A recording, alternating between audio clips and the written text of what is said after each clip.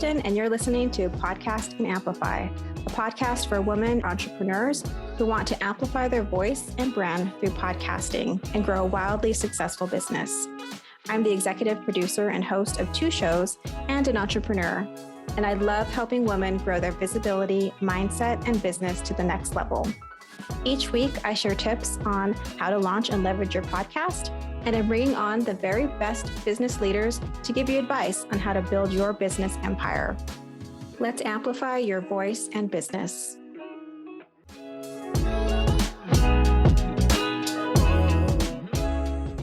Hey there, welcome back to the show. So this episode is inspired by a question that I get all the time. What people want to know when they're starting their podcast is, how much time will it take? And my answer is always, well, it depends. It's hard to give a hard and fast answer because of a few things. One, it depends on your experience and your skill level. So if you're just starting out, obviously it's going to take you longer than it would, say, a few months into podcasting. So there is a learning curve. And 2, are you producing the podcast yourself, or will you be hiring some of those elements out, like the editing, creating the graphics? How long is your show? So if your show is 30 minutes versus 60 minutes, that's going to definitely increase the time it would take for you to edit it yourself. But again, if you're not even doing that part, then that doesn't apply to you. So there's a few different variables that we have to think about when we think about how much time podcasting will take. So if you are planning on producing your own podcast from start to finish, I would say that having templates is your greatest tool to streamlining the process. So templates for really collecting all the information. I have one document that essentially sets up what you would need in your show notes, and I collect that information as I'm editing, as I'm listening to the podcast. I'm pulling out details for show notes, bullet points. I'm putting the guest's bio in there. I'm putting the show description in there. I'm putting links in there. So it's really having one place to collect all the information that you would need for one episode that you can just copy and paste in the places that you need to copy and paste them. Makes it super easy.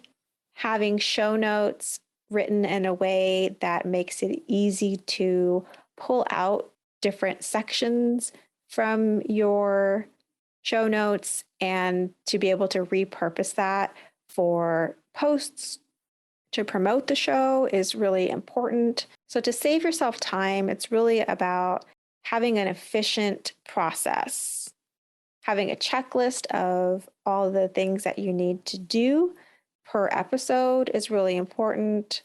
Being able to schedule your episodes inside your podcast host is an important feature. Being able to schedule your social media posts is also time saving. So there are a few things that you can do that I just mentioned that will cut down the time it takes to produce your podcast. But if we back up to how much time it takes to come up with ideas, how much time it takes to research guests and then reach out to them, those are things that you will need to schedule time to do. And so what I tell people is batch working is your best friend when it comes to running your own podcast. So batch working is all about setting aside time to focus on one task or one element of, in this case, your podcast. So you could take a day to research all your guests, send out emails, or if you're doing solo episodes, you could take a day to come up with a list of topics and flesh those out a little bit, write some scripts for each episode, and then you could take another day to record all those episodes. And then for production, you would want to take a day to edit all your episodes, take another day to create the graphics and promotional materials. So the idea is that when you set aside time to focus on one thing, you are going to do it so much faster and sort of be in the zone of doing that type of work, and it will save you time. And that's what I do with my podcast. I set aside time to record, to reach out, to do research, to edit, and it really does get me in that flow. I know what I'm doing. I'm not distracted by anything else. I turn all distractions off. That's a key point to doing batch working. It's uninterrupted, distraction free time. So you really have to be intentional about carving that out for yourself. So that's one way that you can save time, creating a weekly podcast. Another way that you can save time is by using your podcast as your main content marketing tool.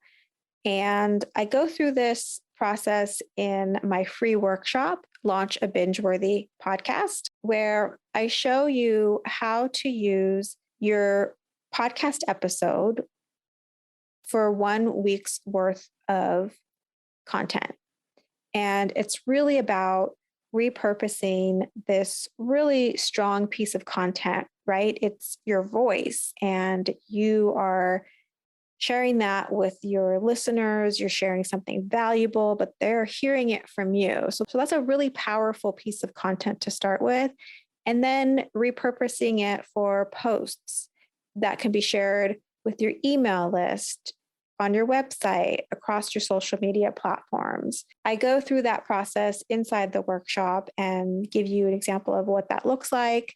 So if you are interested in getting access to that workshop, I will link to it in the show notes. But in this way, you are maximizing this one piece of content and really saving yourself time, because you're not having to come up with new posts. You've basically done the work because you researched the guest or you wrote the script, and it's all about leveraging and maximizing what you've already created. That's what saves us time as entrepreneurs. That's what keeps us off that content marketing hamster wheel. It's all about repurposing, repurposing, repurposing. So that's the other way that you can save time with a podcast. So what my weeks look like is I've batched, recorded, and edited my episodes. So I have them all done and ready to go. And then I will spend Monday, sort of my free day, quote unquote, free day, because I don't have any meetings. I clear my calendar just for creative work.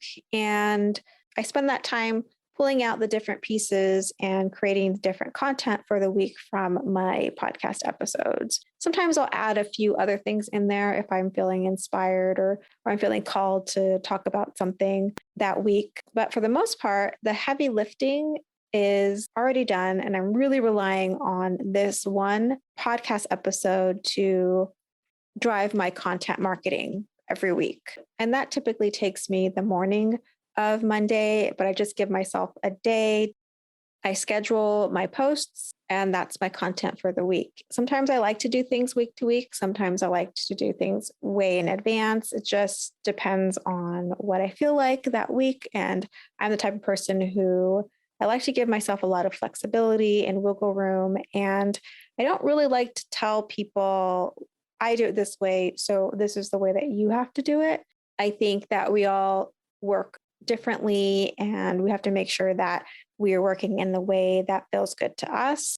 I just wanted to give you a little behind the scenes look at what it looks like for me and my podcasting process, to give you an idea of how much time it will take. Again, remember that there are a few variables that you have to think about. If you hire someone to help you with the production of your podcast, then that's going to definitely cut down time. And I also have to say that for me, researching guests and interviewing is so much fun. It's where I think I really thrive. And I really encourage people not to start a podcast if it feels like something that they should do, and it doesn't feel like something that they're sort of being called to do, because there are plenty of other ways to create your content.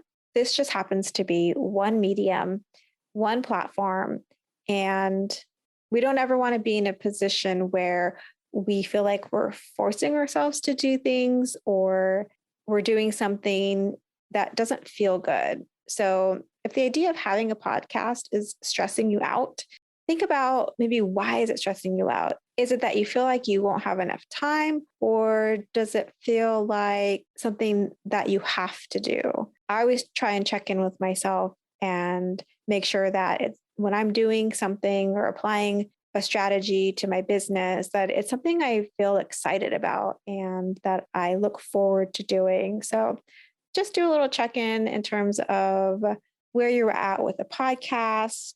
I absolutely love it and I have so much fun with it.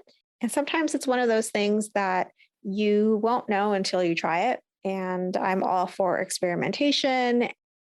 I hope this episode gave you some context around how much time having a podcast takes and what the different variables are. And if you have any questions about podcasting, please send me a DM on Instagram. I'd love to answer your questions, and also check out the free workshop that I will link in the show notes. I'll see you next time.